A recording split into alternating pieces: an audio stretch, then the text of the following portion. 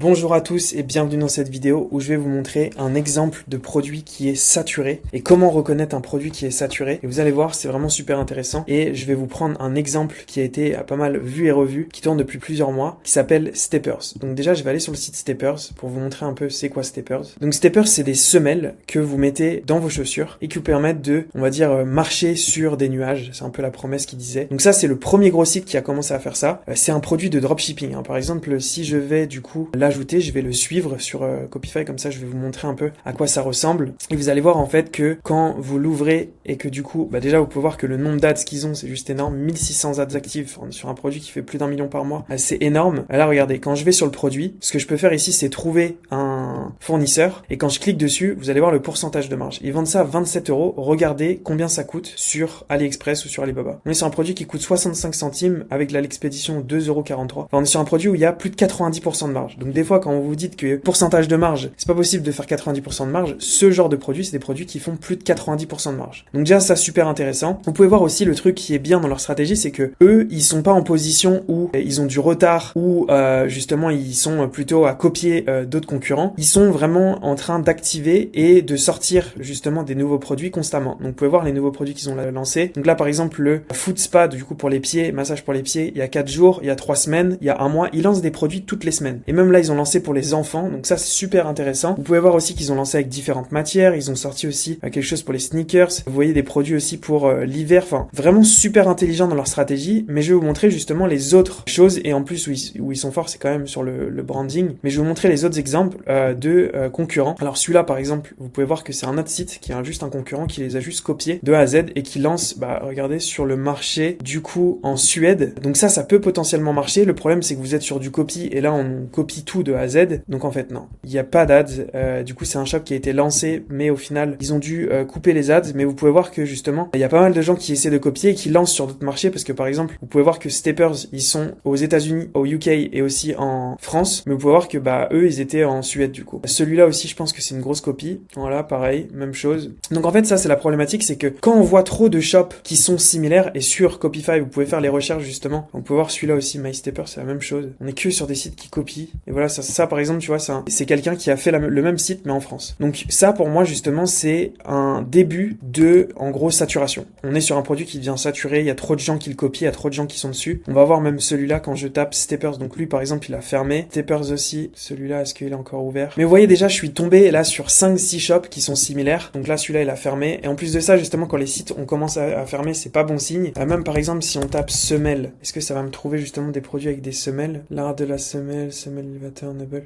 Je vais regarder dans produit et je vais taper insole. Du coup insole c'est semelle en anglais, et on va voir justement si ça m'en trouve. Mais en gros c'est ça les choses qu'il faut voir, c'est est-ce qu'il y a d'autres concurrents qui sont lancés dans d'autres marchés, et c'est là où justement on reconnaît des signes justement où ça a déjà été utilisé. Et regardez, donc là je viens de taper insole et regardez le nombre de concurrents, on a 71 personnes, et là vous pouvez voir, regardez, il y a des boutiques qui vendent le même produit mais juste d'une couleur différente. Il me semble que c'est ça, on est un peu sur quelque chose de similaire. Là par exemple on est un peu sur la même chose, je vais en ouvrir plusieurs pour vous montrer. Regardez, ça c'est exactement la même chose, et vous voyez qu'en nombre d'ads actives il y en a pas beaucoup, hein. Donc là par exemple il y en a certains qui ont des ads actives, donc par exemple celui-là. Et en gros, le truc qui est intéressant, c'est que par exemple, regardez, eux, ils ont pris l'angle paddle. Donc en gros, pour aller cibler que les gens qui font du paddle. Donc ça, je pense que c'est intéressant. Se positionner sur exactement le même positionnement que les concurrents, je trouve que c'est pas intelligent. Par contre, le réadapter pour d'autres sports, par exemple dans ce cas-là, je trouve que c'est intelligent. On est sur quelque chose de pas mal. Et eux, ça a l'air de marcher parce qu'on se retrouve avec combien d'ads actives? 300. Voilà. Là, on est sur quelque chose de beaucoup plus intéressant. Et en plus de ça, ils vendent plus cher, il me semble. Donc on va regarder l'analyse date. Mais vous voyez où, à la base, en fait, on part juste d'une recherche et au final, on vient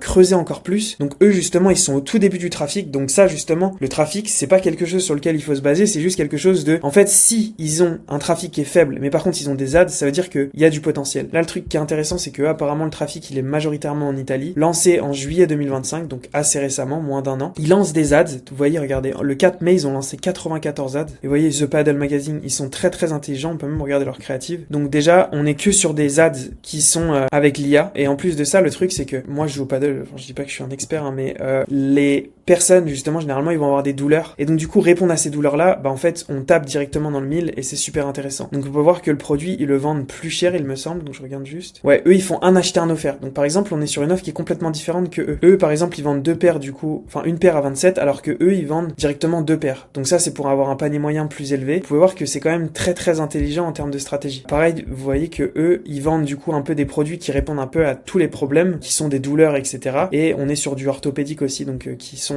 les semelles. Et peut-être qu'ils ont coupé le produit. Ouais, il me semble qu'ils ont coupé des produits. Donc par exemple, eux, c'est pas vraiment le bon exemple. Eux, on est sur quelque chose de semelle de performance aussi, mais on est sur un produit qui est différent. Mais vous voyez, c'est super intéressant. Donc justement, saturation, lancer la même chose sous le même angle et essayer de se dire, on va essayer de gratter un peu de ce qu'ils ont fait. Par exemple, le stepper, pour moi, c'est vraiment pas une bonne stratégie. Par contre, utiliser des angles qui sont un peu sous-exploités et pouvoir justement les utiliser, ça c'est super intelligent. Donc par exemple, steppers, il faudrait regarder du coup en détail et je vais vous montrer justement cette chose-là. On va la faire. Regardez quand on compare les deux. Donc par exemple, je vais aller sur Steppers et je vais demander à l'IA de Copify, est-ce que tu peux m'analyser les personas qu'il cible et est-ce que tu me recommandes de me lancer parce que j'ai l'impression qu'ils sont déjà gros et qu'il y a plein de personnes qui copient en utilisant le même angle. Quels sont les autres angles que je pourrais utiliser, sachant que je pense que je pourrais utiliser potentiellement des angles basés sur des sports et certains sports spécifiquement. Dis-moi justement les idées de sport que tu as aussi et si tu penses que c'est une bonne idée. Donc là, on va poser la question et on va voir ce que ça va me dire. Mais moi, j'aime bien justement faire des analyses comme ça parce que ça me permet de me dire, ok, il y a une opportunité, il y a quelque chose qui fonctionne, mais comment nous on va pouvoir l'utiliser et comment nous on va pouvoir l'exploiter. Donc ça va être super intéressant. On va attendre que ça charge. Alors oui, Steppers est déjà un gros acteur parce que voilà, ils font beaucoup de revenus. Regardez, au niveau des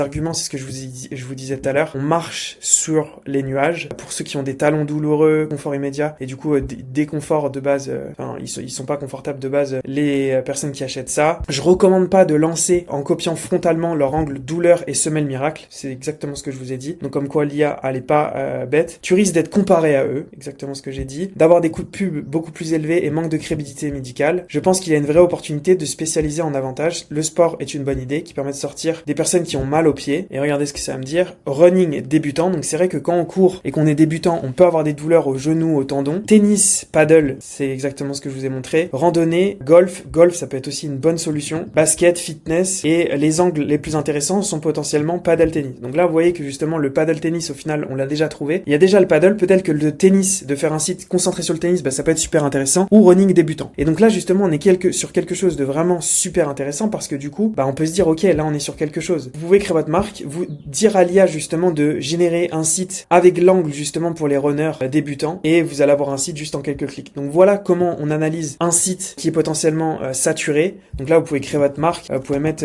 Run in Pain, mais par exemple en gros je peux trouver un nom de marque mais Run in Pain c'est pas le bon. Mais voilà, vous pouvez créer votre marque basée justement sur l'analyse. Regardez, ça m'a pris 10 minutes et au final on se retrouve avec quelque chose de super intéressant. Donc j'espère que cette vidéo vous a plu. Je pourrais continuer un peu plus en détail, mais de toute façon il va y avoir d'autres vidéos qui vont arriver. Donc dites-moi dans les commentaires si ça vous a plu et on se retrouve pour la prochaine vidéo. C'était Thomas.